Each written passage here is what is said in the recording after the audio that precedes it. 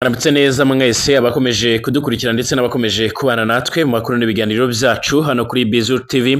Reka twizere ko buri mwese aramutse neza ndetse mukomeje kugira ibihe byiza cyane. Turi mu gitondo cyo ku itariki 25 kwezi n'ukwa gatandatu mwaka 2025. Ndabaramukije mwese kandi mbahaye ikaze mu makuru n'ibiganiro byacu. Munyemere turebere hamwe azindutse akomeje kugenda avugwa cyane cyane mu bigendanye n'umutekano, politique, diplomasi ndetse n'ibindi bigiye bitandukanye. Muri aya makuru uranyemerera nkubwire yuko guverinoma y'u Rwanda yaje kugira byinshi itangaza nyuma y'amakuru yaramaze imisi avugwa ko nyakubahwa Perezida wa Repubulika y'u Rwanda Paul Kagame yaba atameze neza cyangwa amagara yiwe yoba atifashe neza.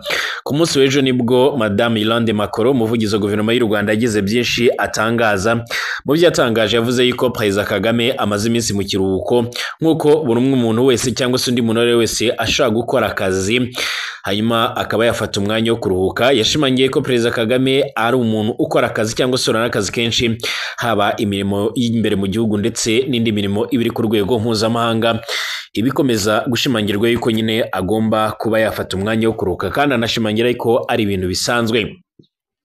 Avuze ibingibi rero mu gihe abiganjemo abatavuga rumwe n'ubutegetsi bw'u Rwanda ndetse n'abandi biganjemo abarundi, abanyekongo ndetse n'abagande bamaze iminsi bagira byinshi batangaza bavuga yuko Perezida Kagame yaba arembye cyane, aho benshi bagiye banatangaza aho yaba aragiye kwivuriza, ariko kugeza amagingo aya ngaya hamaze kugaragara noneho byinshi kubigendanye nuko Perezida Paul Kagame ahagaze, ndetse binemezwa neza yuko rwose nta kibazo na gitoya afite. Ndakubwira byinshi kandi kuri Joseph Kabila Kabange wayoboye Repubulika ya Demokarasi ya Kongo imyaka myinshi cyane, ariko kugeza ubu ngubu ari muri Bukavu. Yaje kumara iki? Byagenze bite? Mwabantu mwe rero ntimujye kure, munyemere turebere hamwe akomeje kugenda avugwa muri kano kanya. Waba uri mu Rwanda ndagushuje ndetse ndakwifuriza igitondo cyiza. Abari mu karere k'ibiyaga bigari, abadukurikiye bari mu Burundi, mwese ndabaramukije cyane. Hanyuma abari bwotamasi mu bihugu bya kure, reka namwe mwifuriza ibihe byiza. Babwire ngo nyamuneka niba ari ubwa mbere ugeze hano kananditse subscribe kugira ngo ubashe kuzajya udukurikira ndetse ubashe kuzajya ubana natwe by'umwihariko mu buryo bugiye butandukanye. Reka aya makuru nyahere ku nkuru igaruka kuri Perezida wa Repubulika y'u Rwanda Paul Kagame. Nk'uko bigaragara hashize igihe kitari gitoya rero abatavuga rumwe n'ubutegetsi ndetse n'abandi bagiye batandukanye, cyane cyane abaherereye mu gihugu cy'u Burundi, abari muri Kongo ndetse n'ibindi bice bigiye bitandukanye by'isi, basa naho bakomeje kugenda bagaruka ku nkuru zivuga yuko Perezida Kagame yaba atameze neza. Aba kandi bagiye bakoresha uburyo bwo kweditinga amafoto bagaragaza ko yaba arwaye, ariko ntekereza ko abantu bose bayitegereje babonaga ko ari ibinyoma. Twe dutegereje icyo rero ubutegetsi cyangwa se guverinoma y'u Rwanda yavuga nyuma y'ibyo bihuha byose byari bimaze igihe bivugwa. Hari icyo rero guverinoma y'u Rwanda ivuga ku buzima bwa Perezida Kagame, by'umwihariko byari bimaze iminsi bihiswa yuko yaba arwaye cyangwa se amagara ye yoba atifashe neza. Abangaba bashimangiraga yuko Perezida Kagame yaba arwaye, ariko kandi bakarenzaho n'ibindi byinshi bigiye bitandukanye. Ariko kandi icyo turani igitangazwa na guverinoma y'u Rwanda. Guverinoma y'u Rwanda ku munsi w'ejo yatangaje ko Perezida Paul Kagame atarwaye, ibitandukanye n'ibimaze iminsi bihwihwiswa ku mbuga ngurukanabumenyi cyangwa se ku mbuga nkoranyambaga. Kuva mu byumweru bishize rero abiganjemo abatavuga rumwe n'ubutegetsi bw'u Rwanda ndetse na bamwe mu banyekongo ndetse n'abo mu ruhande rw'u Burundi bari barakwirakwiza ku mbuga ngurukanabumenyi cyangwa se ku mbuga nkoranyambaga inkuru z'uko umukuru w'igihugu yaba arwaye, ndetse hari n'abageze naho rero bamubika. Abakwirakwizaga izo nkuru kandi babishingiraga ku kuba Perezida Kagame amaze igihe hafi ibyumweru bigera muri 3 atagaragara mu ruhame, dore ko aheruka kugaragara ku itariki 6 Kamena ubwo yakiraga mu biro bye rero itsinda ryaturutse mu ishuri rya Hope Haven Christian School ryari rirangajwe imbere na Anna Holeni Susani uriyobora. Nk'uko bigaragara bitandukanye kandi n'ibikomeje gutangazwa ku buzima bw'umukuru w'igihugu. Guverinoma y'u Rwanda nk'uko bigaragara ivuga ko Perezida wa Repubulika y'u Rwanda Paul Kagame ameze neza, ko ahubwo kuba amaze iminsi atagaragara mu ruhame byatewe no kuba yarabaye afashe akaruhuko.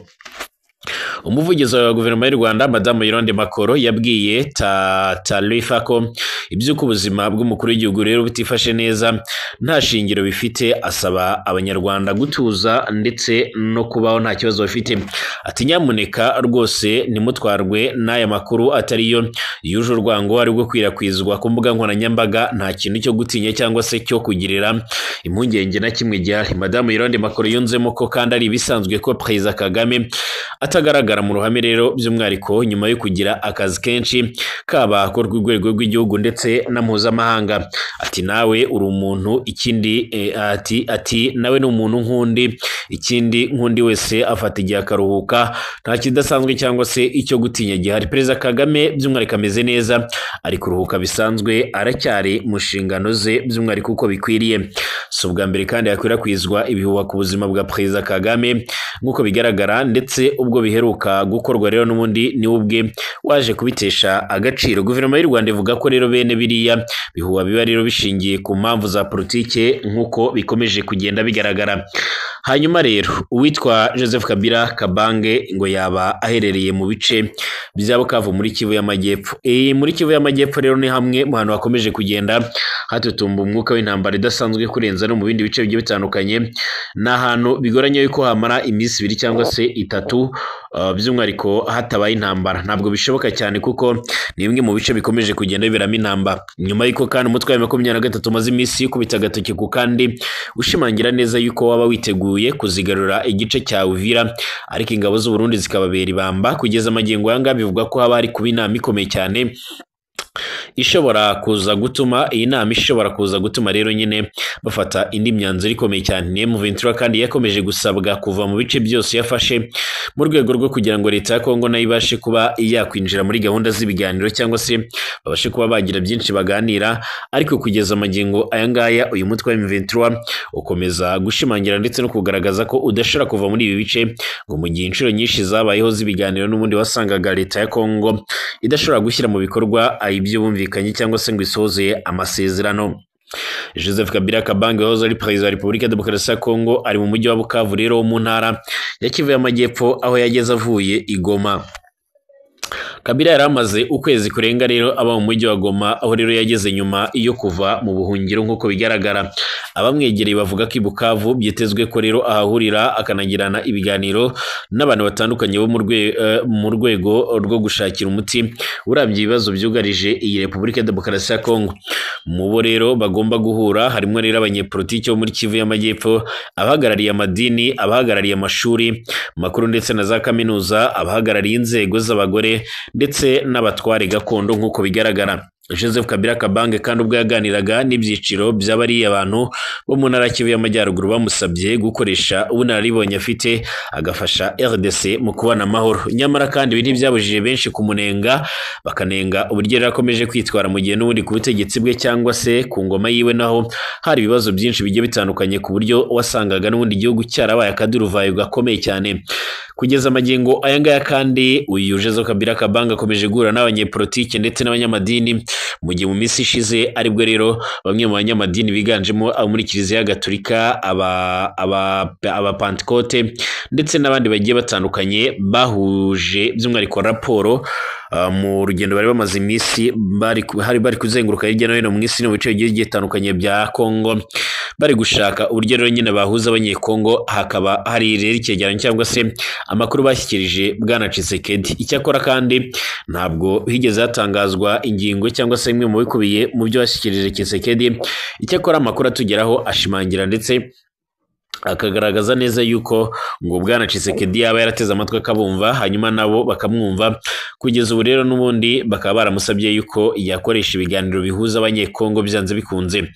Ibi biganiro ariko nanone nubwo byakomeje kugenda bishakwa ndetse bikanifuzwa n'abanyepolitike batavuga rumwe n'ubutegetsi bwa Tshisekedi, Bwana Tshisekedi bigaragara ko agifite gahunda yo gukomeza intambara, ko kugeza ubu ngubu bivugwa yuko igisirikare cye gikomeje kugenda cyitegura mu buryo bugaragara.